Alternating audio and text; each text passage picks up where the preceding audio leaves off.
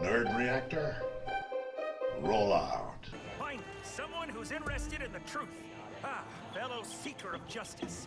Name's Zip Kupka. I'll explain on the way. Come on. Hey everyone, it's Jada Griffin from Nerd Reactor, and we recently got a sneak peek at Far Cry 5. Here's what we learned and what you can expect to see when Far Cry 5 launches this March. First off, we know that Far Cry 5 takes place in the fictional Hope County, Montana. What we didn't know was that the world is much bigger than we had anticipated. While I'm unable to show off the map, I will say that it looks and feels much larger and inhabited than all previous Far Cry games. Now, with all that extra ground to cover, you can expect a slew of vehicles, and Far Cry 5 doesn't disappoint. ATVs, trucks, big rigs, helicopters, and heck, even jet skis will all make an appearance. It's good to know that fast travel is making its way back into Far Cry 5. So when you want to get from point A to point B really fast, feel free to fast travel. You can either land on the ground or in the air via parachute or wingsuit. It's no surprise that Far Cry and combat go together like pork and beans. As you progress through Far Cry 5, the combat intensifies as you gather precious resistance points. These are earned through your actions such as destroying cult objectives, liberating locations, and of course, taking down VIP cult members. The game evolves around this mechanic and uses it to proportionately increase the game's challenge.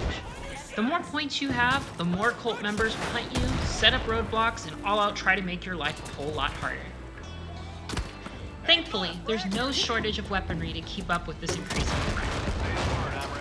Various shops after Liberation will offer you a plethora of weapons, vehicles, upgrades, and other support items. Enemy firepower and accuracy also feel more challenging than the previous games, so expect to stock up on medkits and body armor each time you visit the shop. Well-equipped cultists aren't your only danger in Far Cry 5. There are plenty of things in the wild to worry about. Wild animals like wolves and bears are common and will attack if provoked, and sometimes even if you don't. Another danger to worry about are hornets. While destroying a hornet's nest near enemies may be helpful, beware, they don't differentiate between friend and foe, so you're just as likely to get stung as the rest of them. Fire has always been my weapon of choice in Far Cry, thanks to its ability to clear fields of enemies with little danger myself. Enemies in Far Cry 5, however, will give chase after being set ablaze in an attempt to share in their destruction. Ubisoft is also moving away from the cliched mechanic of climbing a tower just to fill your map.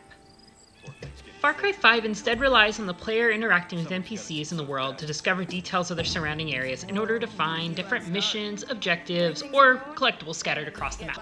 Finally, there's dogs, people. Dogs you can pet. Dogs you can recruit. And really, what better reason could there be to take out a militaristic doomsday cult other than to save all the poor dogs of Hope County, Montana?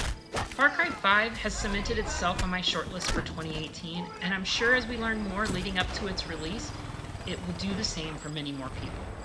Far Cry 5 is scheduled to release March 27th in 2018, so until then, stay tuned to Nerd Reactor for all your Far Cry and other gaming news.